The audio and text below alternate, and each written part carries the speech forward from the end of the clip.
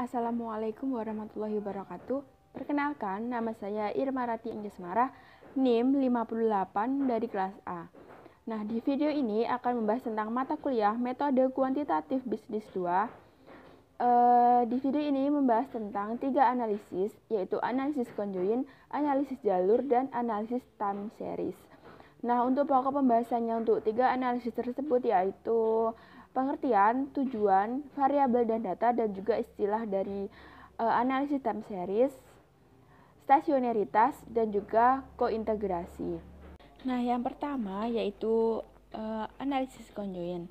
Analisis conjoint yaitu analisis yang digunakan untuk membantu mendapatkan kombinasi atau komposisi atribut-atribut suatu produk barang atau jasa, produk baru maupun produk lama, untuk yang paling disukai oleh konsumen.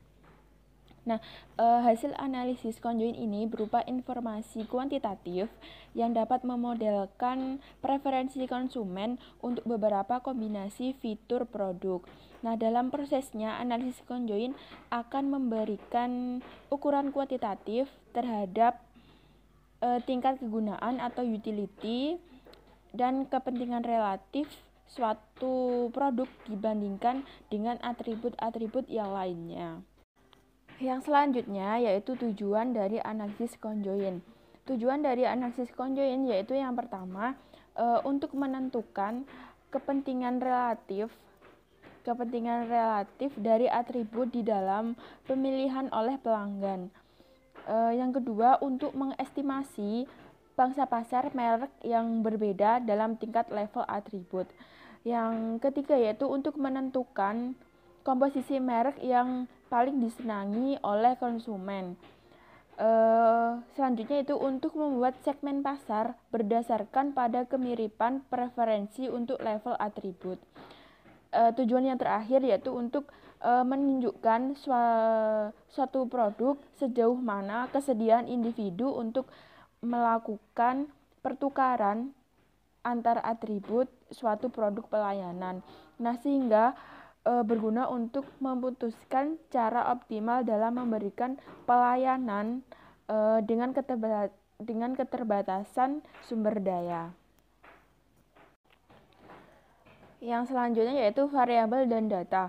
Variabel dan data yang digunakan untuk analisis conjoint yaitu analisis conjoint menggunakan variabel dependent dan juga independent. Data yang digunakan yaitu data parametrik dan data non-parametrik. Yang kedua yaitu analisis jalur. Analisis jalur yaitu suatu teknik analisis statistika yang dikembangkan dari analisis regresi berganda. Nah, analisis jalur ini digunakan untuk menentukan hubungan antara sebab dan akibat. Tujuan dari analisis jalur yaitu untuk menguji keseluruhan dari parameter-parameter individu. Untuk mengestimasi dengan menggunakan persamaan yang dapat melihat semua kemungkinan hubungan sebab akibat pada semua variabel atau dalam semua model.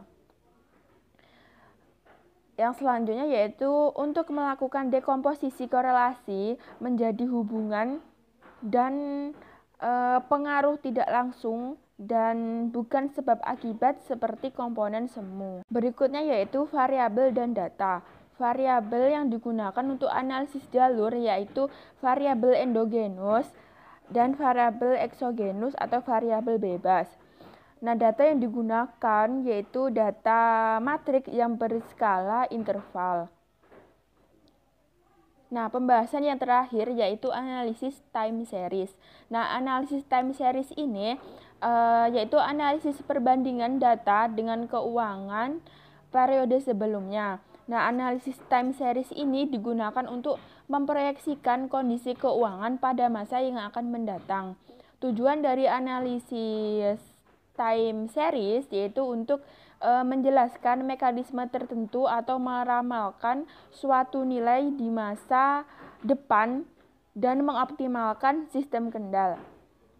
Pembahasan yang terakhir yaitu mengenai istilah dari time series, stasionaritas, dan juga kointegrasi.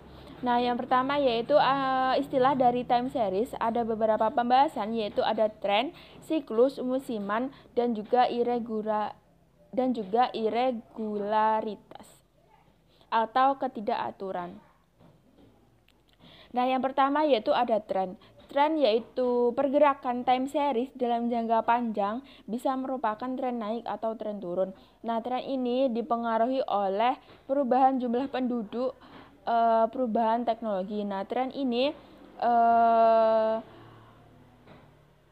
pengaruh produk dari yang sering digunakan oleh konsumen. Nah, jadi konsumen ini sering menggunakan produk tersebut.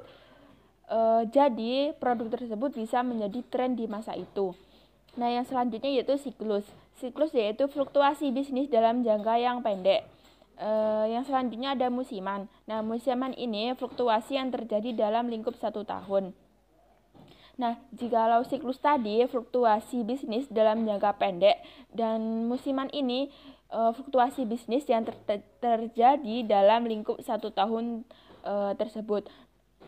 Musiman ini dipengaruhi oleh peristiwa tertentu, misalnya Lebaran, Tahun Baru, atau musim-musim yang lainnya, dan juga disebabkan oleh cuaca, misalnya cuaca panas, cuaca dingin, atau cuaca pancaroba yang bisa mempengaruhi suatu produk tersebut. Nah, yang terakhir yaitu irregularitas atau ketidakaturan. Nah, irregularitas ini merupakan fluktuasi semacam yang disebabkan karena faktor-faktor yang muncul tidak teratur dalam jangka waktu pendek. Nah, jadi fluktuasi tersebut merupakan faktor-faktor yang tidak tertentu, atau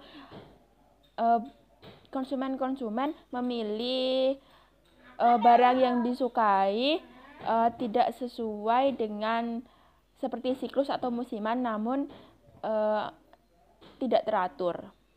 Yang selanjutnya yaitu stasioneritas. Stasioneritas ini suatu kondisi time series yang jika rata-rata atau varian dan juga kovarian dari peubah-peubah tersebut seluruhnya tidak dipengaruhi oleh waktu. Yang selanjutnya yaitu kointegrasi. Nah, kointegrasi ini hubungan jangka panjang antara peubah-peubah yang meskipun secara individual tidak stasioner, tetapi kombinasi linear antara peubah-peubah tersebut menjadi stasioner. Nah, kointegrasi ini dapat digunakan untuk mengetahui apakah 2 atau lebih variabel ekonomi atau variabel finansial memiliki hubungan keseimbangan jangka panjang. Nah, itu tadi pembahasan mengenai 3 analisis yang saya sampaikan. Terima kasih. Wassalamualaikum warahmatullahi wabarakatuh.